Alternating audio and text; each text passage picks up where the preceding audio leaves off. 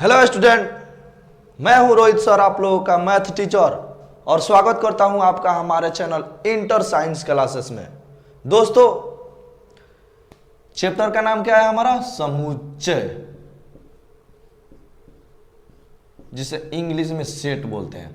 आप लोगों को क्लास में बेसिक इसका बता दिए हैं, ठीक है, और कुछ क्वेश्चन भी कराए थे, एक्सरसाइज भी करवा दिए हैं, लेकिन फिर हम शुरू से करा रहे हैं, ठीक है। आप लोग देखिएगा ध्यान से, ठीक है। कुछ स्टूडेंट नहीं आए थे तो उनका छूट गया है, तो इसीलिए करा रहे हैं, ठीक है। तो आप लोग ध्यान से देखिएगा।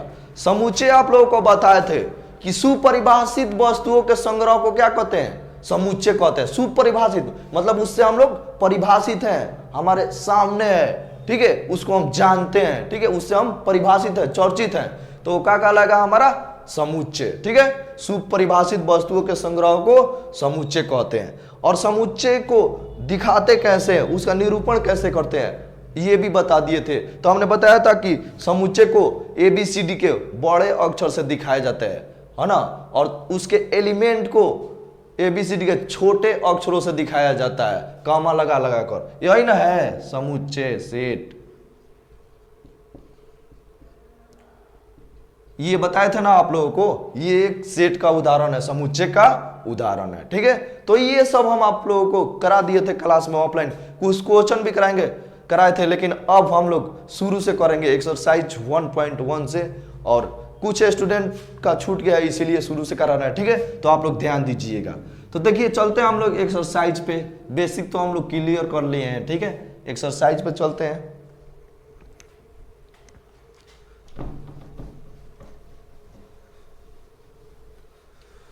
आ जाइए, ये देखिए हमारा क्वेश्चन आ गया।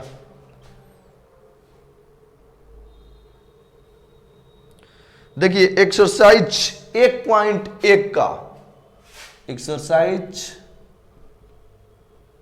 1.1 का क्वेश्चन नंबर 1 देखिए। क्वेश्चन नंबर 1 कह रहा है, निम्न में से कौन समुच्चय है? अपने उत्तर का औचित्य बताइए। निम्नलिखित में से कौन समुच्चय और अपने उत्तर का औचित्य बताइए, ठीक है। तो आइए देखिए, पहला हमारा क्वेश्चन कह रहा है 1 नंबर, जे अक्षर से प्रारंभ होने वाले वर्ष के महीनों का संग्रह। जे अक्षर से 1 नंबर क्वेश्चन कर रहा है। तो जे अक्षर से हमारे वर्ष में, एक वर्ष में कितना मंथ होता है? 12 मंथ होता है ना, 1 ईयर में 12 मंथ, ठीक है।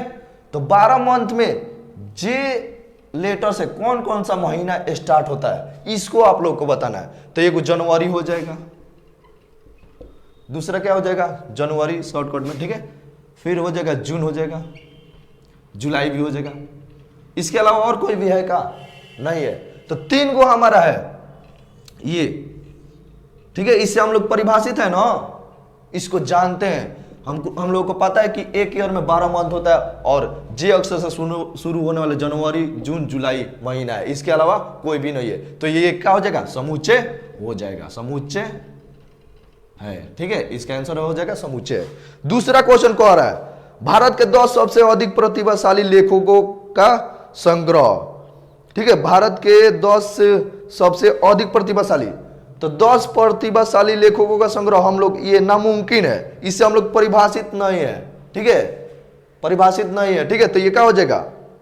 समुच्चय नहीं होगा, नहीं होगा, ठीक है। दूसरा क्वेश्चन कह रहा है, विश्व के सर्वश्रेष्ठ 11 बल्लेबाजों का संग्रह।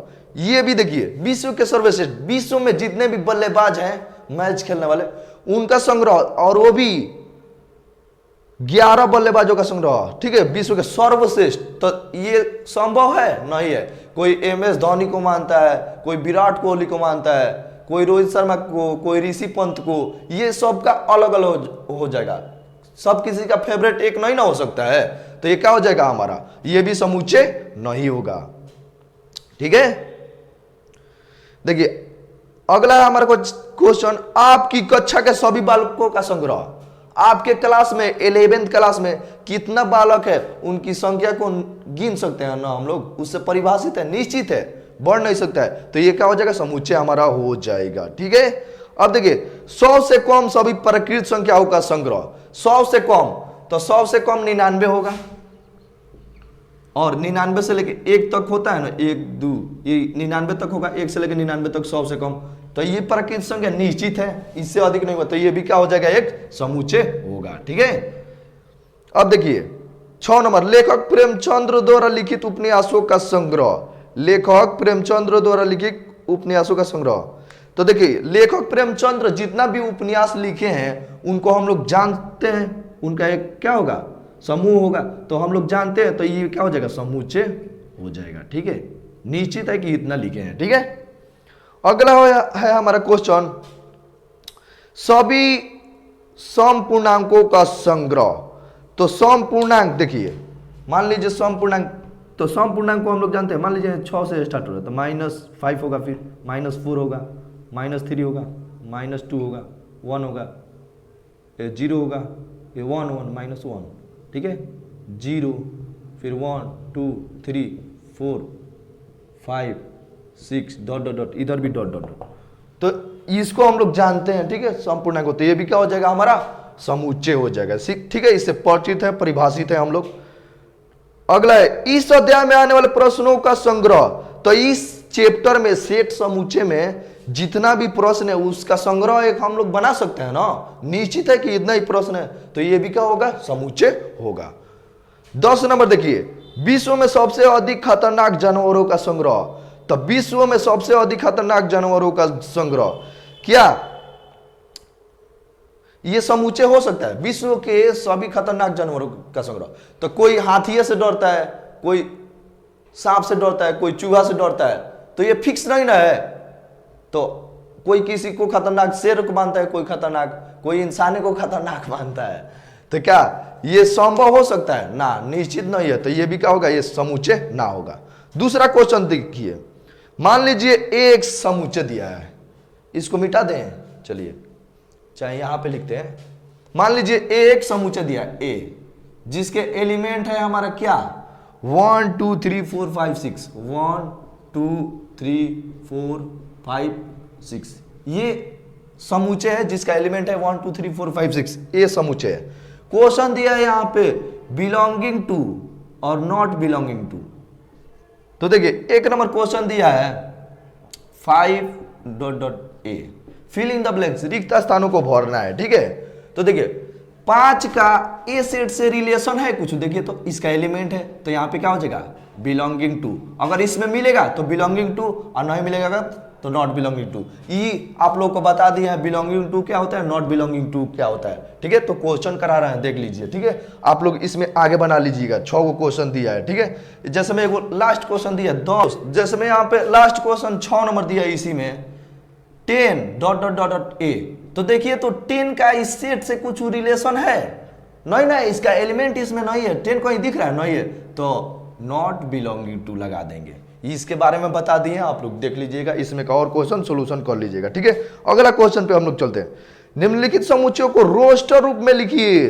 तो रोस्टर रूप यही ना होता है बाबू, है ये ना है रोस्टर रूप, आप लोग को बताए थे रोस्टर रूप और समुच्चय निर्माण रूप। तो समुच्चय निर्माण रूप में क्वेश्चन दिया, उसको रोस्टर रूप में कन्वर्ट कर देना है। तो देखिए 1 नंबर कह रहा है, 3 नंबर के 1 नंबर, x कॉलन x एक पूर्णांक है और -3 से बड़ा, ठीक है, और 7 से छोटा।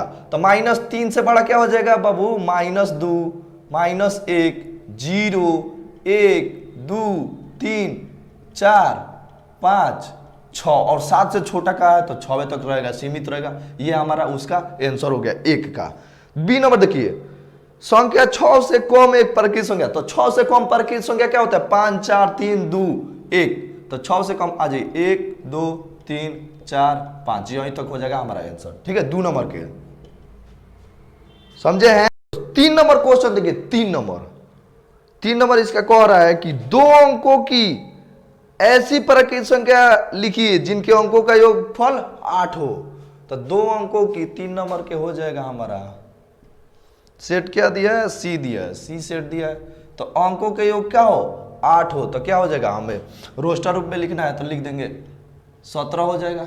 2 अंक के है और इसके अंकों का योग 8 होगा, 1 7 8। ठीक है, फिर यहाँ पे 26 हो जाएगा, फिर यहाँ पे 35 हो जाएगा। ठीक है, 4 4 हो जाएगा। ठीक है, 4 4, उसके बाद से 53 हो जाएगा, 62 हो जाएगा, 71 हो जाएगा, फिर एगो 80 भी हो जाएगा। तो ये हमारा आंसर हो गया तीसरा के। चौथा देखिए इसमें का, चौथा कह रहा है एक अभाज्य संख्या है जो 60 की भाजक है। x कोलन x एक अभाज्य संख्या है जो 60 की भाजक है। तो देखिए एक ऐसी, देखिए अभाज्य संख्या लिखना है जो 60 के भाजक हो। तो 60 के भाजक हो तो हमारा हो जाएगा आंसर क्या, 60 का भाजक तो 2 हो जाएगा, 2 से 60 कट जाएगा, फिर 3 हो जाएगा, 3 हो जाएगा, उसके बाद से 5 भी हो जाएगा। इसके अलावा भी अब नहीं हो सकता है। तो ये हमारा आंसर हो गया। ठीक है, अगला देखिए क्वेश्चन कह रहा है त्रिकोणमिति शब्द के सभी अक्षरों का समुच्चय। तो त्रिकोणमिति शब्द के सभी अक्षरों का समुच्चय, आ जाइए बाबू यहाँ पे। तो त्रिकोणमिति शब्द के सभी अक्षरों का समुच्चय हमारा हो जाएगा यहाँ पे। तो देखिए ये हुआ त्रिकोणमिति, इसका हम लोग को रोस्टर रूप में लिखना है। तो देखिए टी लिख दिए, आर लिख दिए, आई लिख दिए, जी लिख दिए, ओ लिख दिए, फिर एन लिख दिए, ओ फिर वो आया तो ओ नहीं लिखेंगे क्योंकि समुच्चय में एक ही एलिमेंट को 2 बार नहीं लिखा जाता है। ठीक है, सेट में एक ही एलिमेंट को 2 बार नहीं लिखा जाता है, इसीलिए ओ को दोबारा नहीं लिखे। फिर एन लिख दिए और उसके बाद एम लिख दिए और ए लिख दिए, फिर टी आया तो टी को छोड़ दिए क्योंकि 2 बार नहीं लिखा जाता है, एक ही एलिमेंट को 2 बार नहीं लिखा जाता है, और आर को भी छोड़ दिए। तो ये हमारा आंसर हो जाएगा। ठीक है, अगला क्वेश्चन देखिए, बेटर, बेटर शब्द आया है, इसको हम लोगों को रोस्टर रूप में लिखना है, BETTER। बेटर को रोस्टर रूप में लिखिए तो ये हो जाएगा हमारा एफ समुच्चय। ठीक है, और इसको रोस्टर रूप में लिखेंगे तो बी हो जाएगा, फिर ई हो जाएगा, फिर टी हो जाएगा, फिर एक और टी आ रहा है तो क्या इसको लिखेंगे नहीं, समुच्चय में एक ही एलिमेंट को 2 बार नहीं लिखा जाता है, इसीलिए टी को छोड़ देंगे। फिर ई है तो ई भी लिख लिए तो आर लिख देंगे। अब हमारा ये हो जाएगा आंसर। ठीक है, तो नोट कर लीजिए। आज के वीडियो में बस इतना ही, मिलते हैं फिर अगले वीडियो में। ठीक है, अगर वीडियो अच्छा लगा हो तो लाइक कीजिए, कमेंट कीजिए और चैनल को सब्सक्राइब भी कीजिए और अपने दोस्तों में शेयर भी कीजिए। ठीक है, तो मिल